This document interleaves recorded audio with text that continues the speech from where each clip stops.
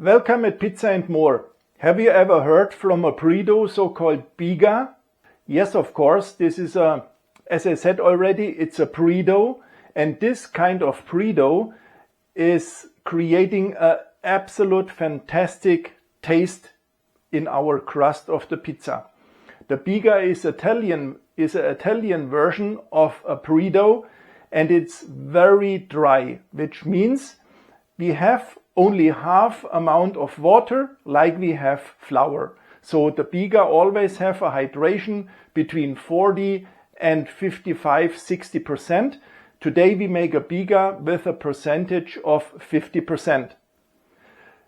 The dough we will make is a 100% BIGA dough, which means 100% of our flour we use for our dough will be in the BIGA, and when we make our main dough, we add only salt and water. At the end, our dough will have a hydration of 68%. It would be also possible to make only 65 or 70%, but I decided today again to make 68 because this amount of water is easier for everyone to handle. The BIGA itself, as I said already at the end, is a bit hard is the wrong word. It's not that soft like a dough with polish, but it has lots of elasticity. It's really great to stretch, and the taste is like a bit into the like nuts or into the direction of bread. For me, it's an absolutely fantastic taste, and you should try it. And you will see the process of creating a BIGA is also not really complicated. It's not a difficult step to do. What I want to say directly now to our flour. The flour we use, or I use today, is a flour of the type 00. You also can use flour type 0, or some people I know are doing BIGA with type 1. But I use today a flour, as I said, with the type 00 with a protein value of 14% and the W value of 360 to 380.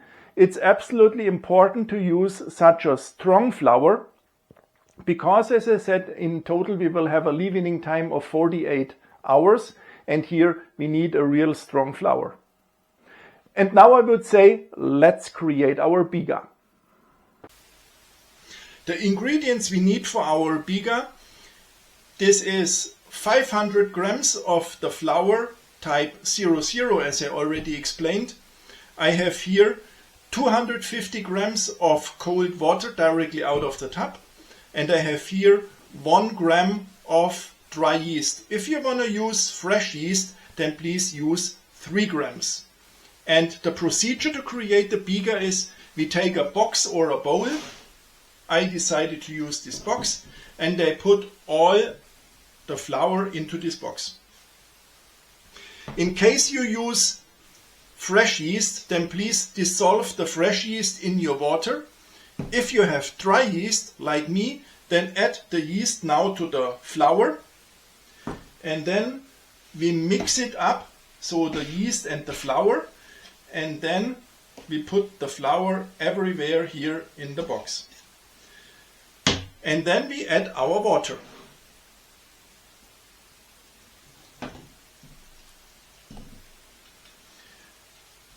This way of making BIGA is a way I saw in the first instance from a pizza baker from a pizzaiolo from Naples, so-called Roberto Susta.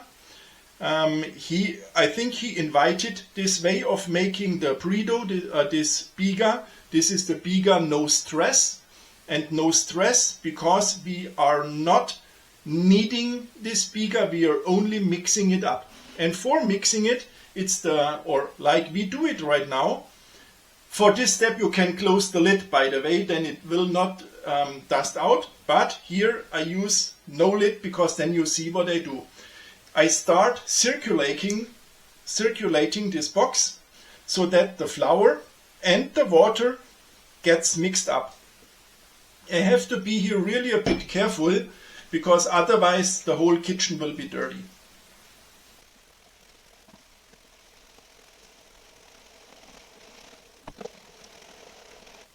The target should be that there is no loose flour anymore. If we are in a stage where the dough looks like this, then we can use the spatula and release everything which sticks to the side of the box and to the bottom. But we need to be here a bit careful because, as I said already, we won't knead the dough. We only mix it up.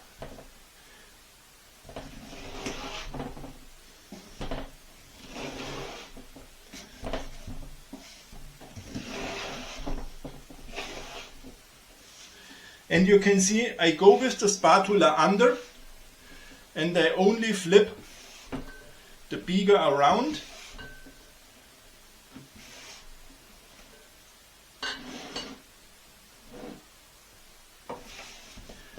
And I do this now until the whole flour, or almost the whole flour, is absorbed.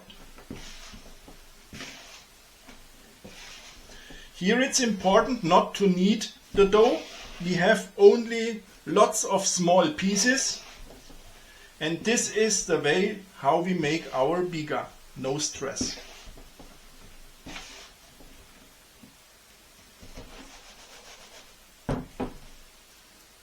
And if everything is mixed up well, and it is like this, then we take a box, a bit a narrow and high box, and here we fill in our BIGA.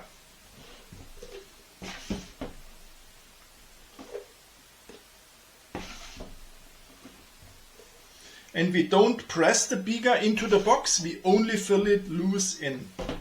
As you can see, we have the BIGA in this box, and then we close the lid, but not 100%, so it should not be sealed.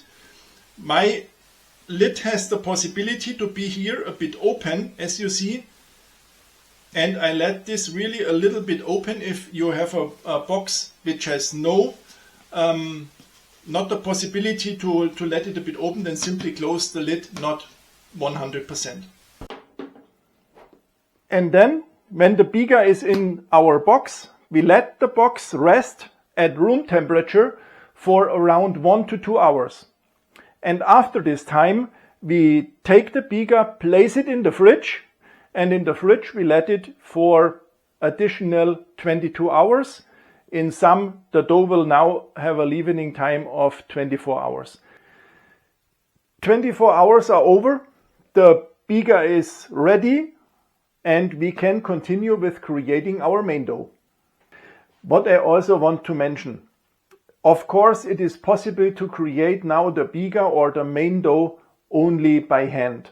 But I have to say it's a very, very hard job to prepare now the BIGA only by hand.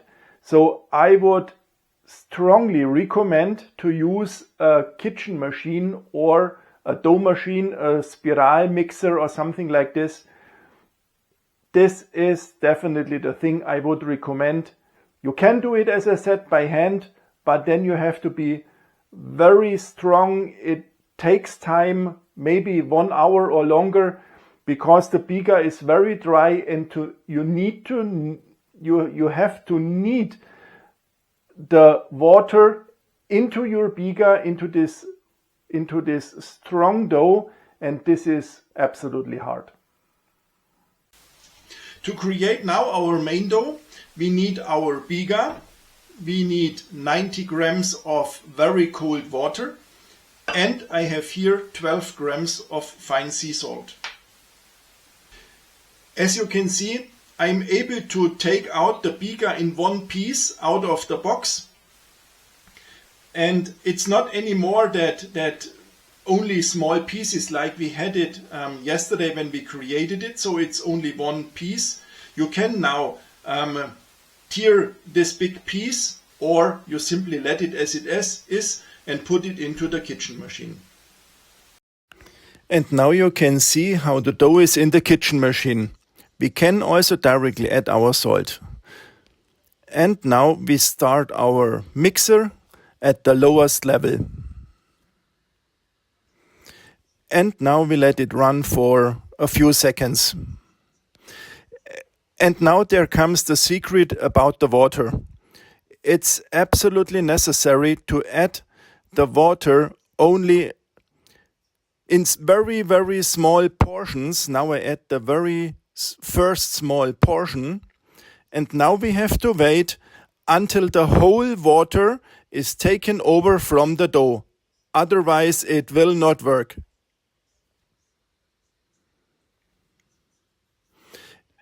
As I said, only one very small portion after the next very small portion. I know this takes time, but this is super important. The whole kneading time will be around 20 minutes. We knead as long until the window test works. And as soon we have the whole amount of water inside of our mixer, I think I have had 7 or 8 portions.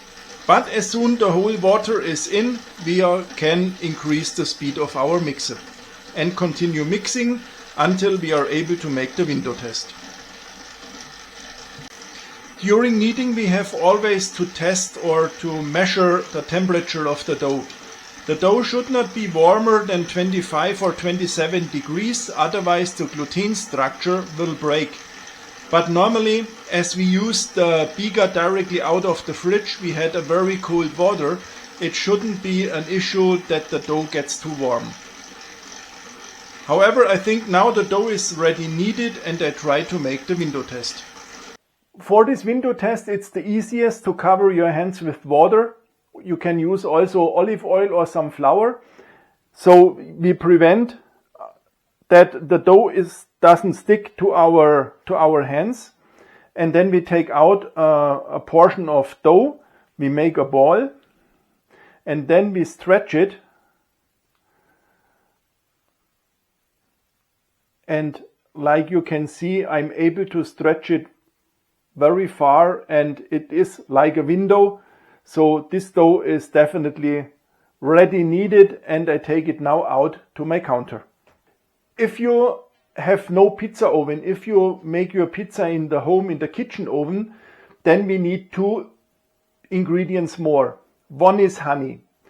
5 grams of honey, you add the 5 grams of honey then directly into the machine together with the salt. And the other thing is 5 grams of olive oil. These 5 grams of olive oil will be added directly after the water, also only in small portions.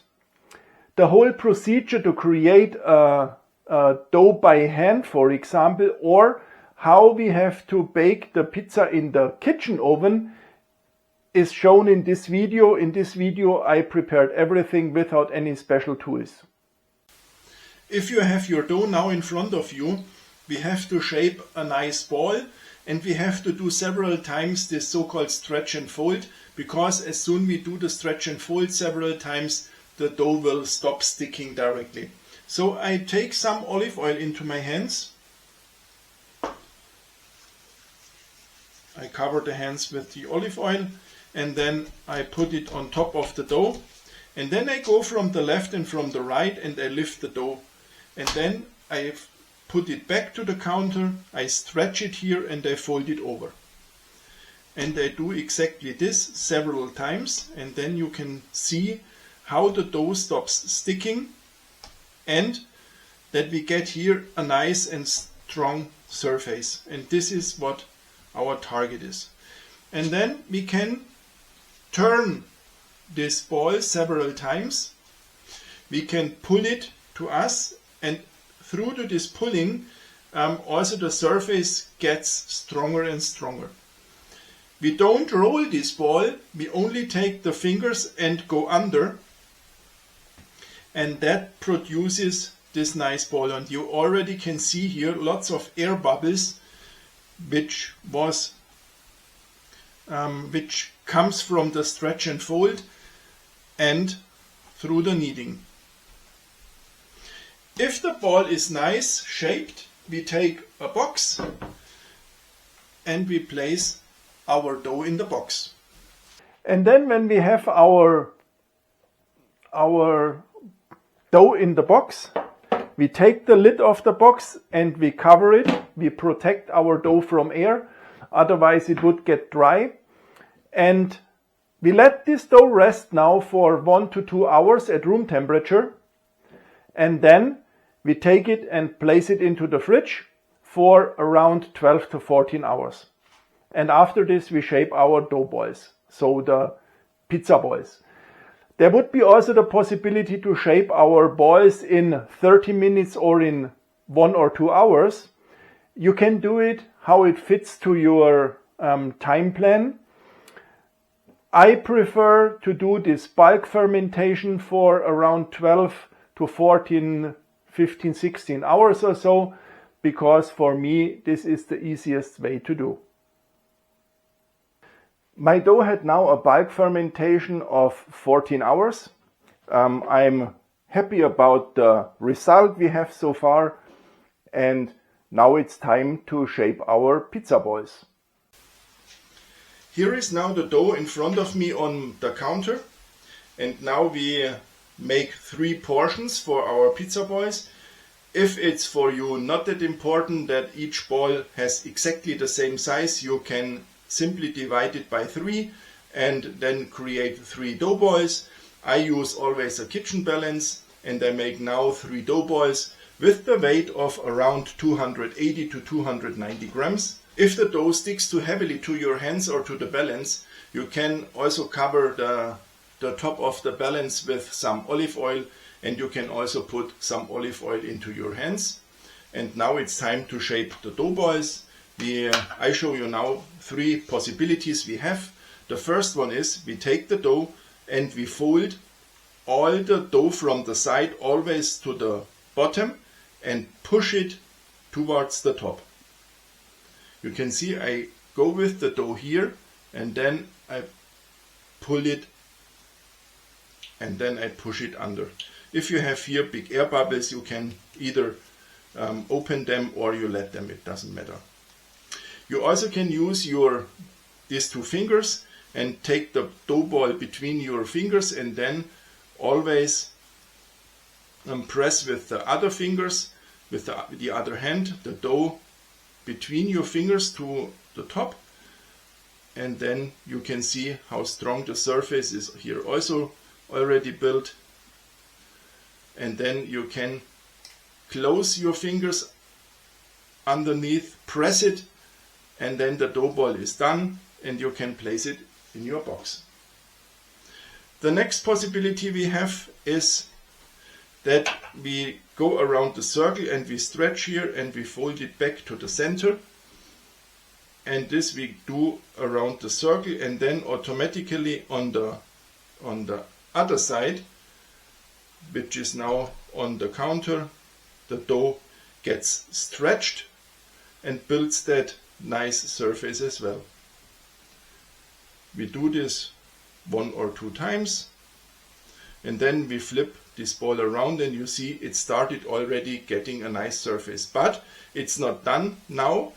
We have now to turn this dough ball several times and then to pull it to us and turn it again and pull it and turn it until the surface is really very nice and very strong. Otherwise we would have some problems with the leavening of the dough balls, because the dough balls would get totally flat. But if we create here that strong surface, this will not happen that easily. Now we have to check if the dough ball is closed properly at the bottom. If this is not the case, we can press the dough and close so the dough ball at the bottom, because otherwise there is also the possibility that it runs flat. If this is done, the dough ball is ready and can be placed in the box. And the last possibility I show you now is again the so-called stretch and fold, what we did also with our big dough ball before we put it into the bulk fermentation, we make the stretch and fold, we lift the dough, put it back to the counter, stretch it here and fold it over. And we do this several times, and then you can also see how the surface is built here on top. I have here already lots of air.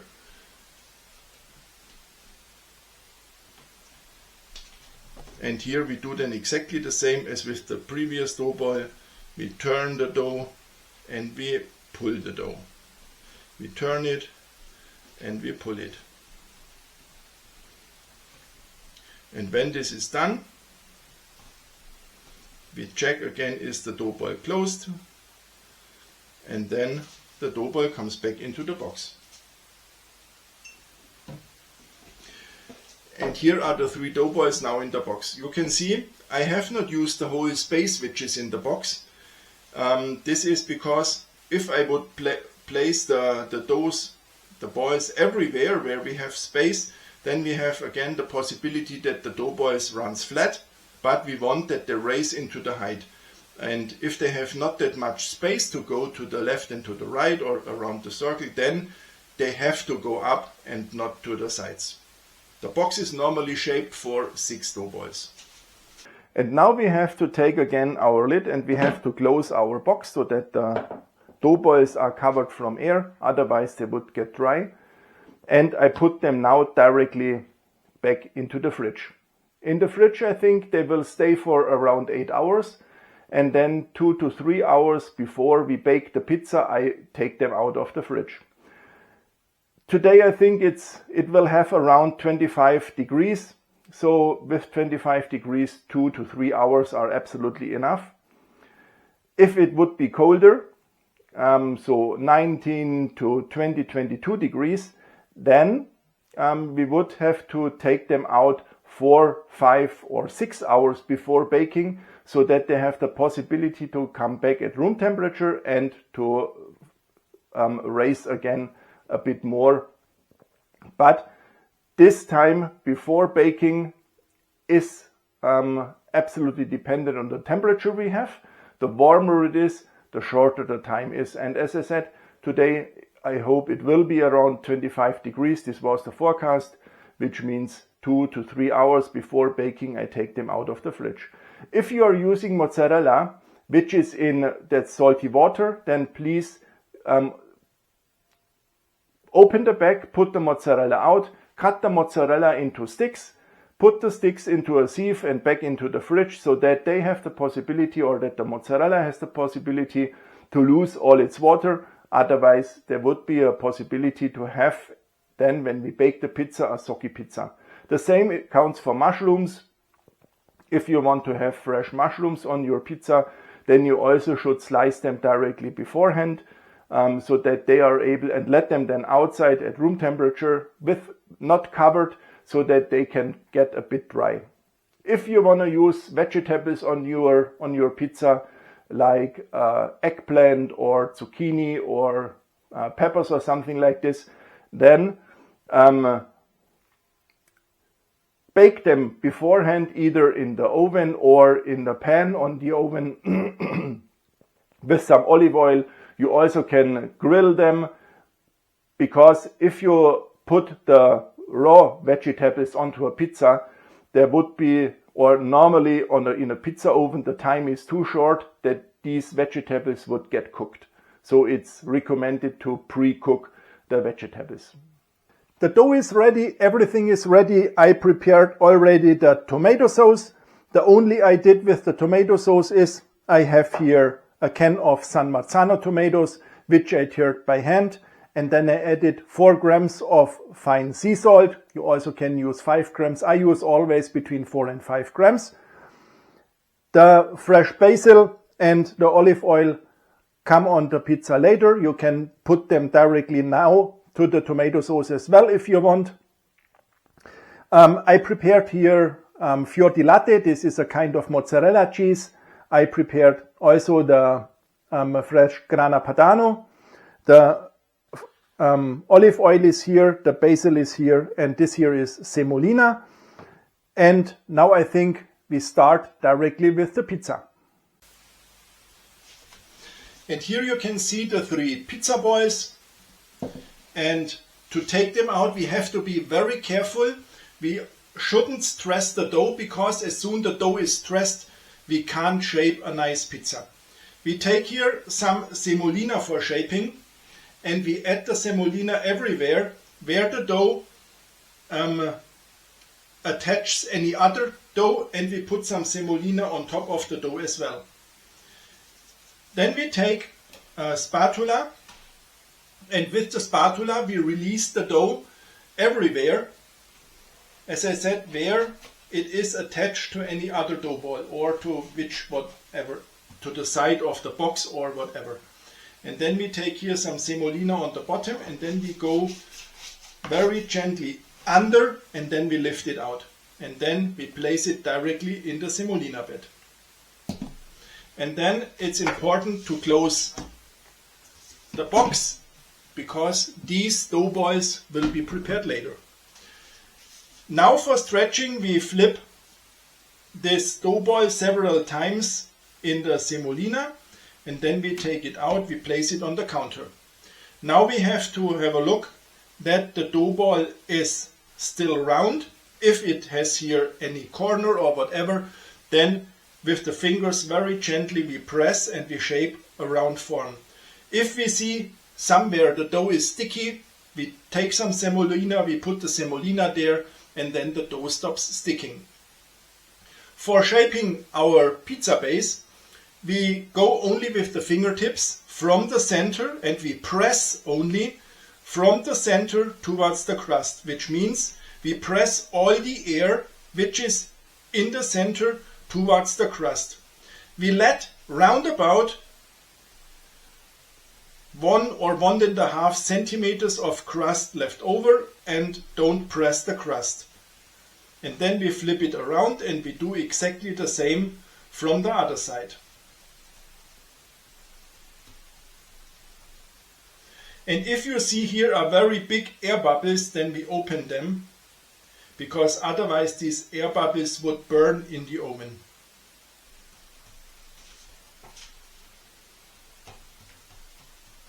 And then we flip it again around, and we do this. And if you see, oh, it's sticky, take some semolina and it stops sticking. We don't shape the pizza now to its final size, because the final size will then be done later on the peel. You can then take your pizza over your hands, remove the semolina on the counter, and then stretch it a bit, and then bring it back to the counter. And then it's time for the tomato sauce. We add 1 or 2 spoons of tomato sauce, however you want or how much you want. And then we put the tomato sauce everywhere, not onto the crust, but everywhere on the base. As next, we add some fresh grated grana padano or parmesan cheese.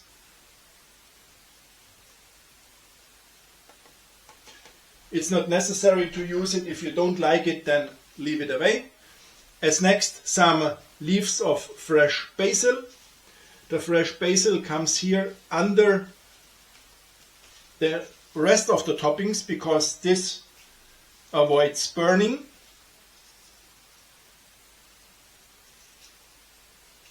Then the next is already the fior di latte or the mozzarella cheese, whatever you have. And now don't add too much cheese, because we won't taste the cheese, we won't taste the tomatoes, we won't taste the basil. And if you add too much cheese, then I can guarantee you, you taste only cheese and nothing else. And now it's already time for some olive oil. And the pizza comes now to the peel.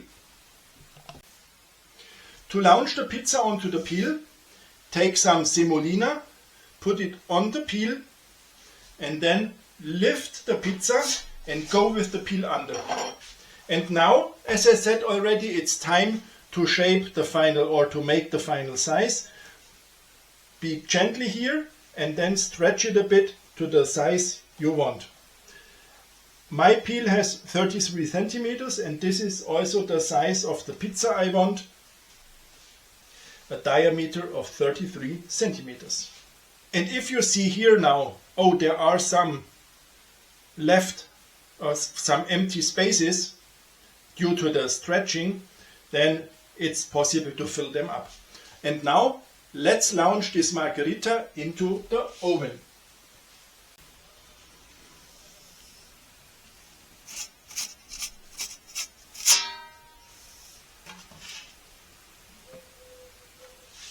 The oven is preheated to 450 degrees.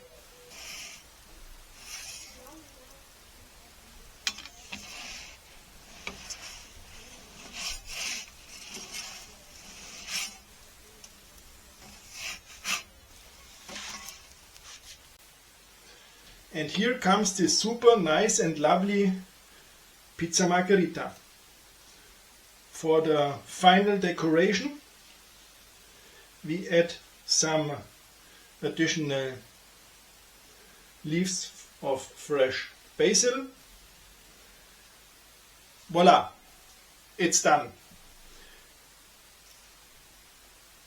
And the crust is absolutely fantastic, exactly what I expected. And now let me try and cut this pizza. So first I want to show you how full of air this crust is. Can you see? And it's absolutely soft, it's fantastic.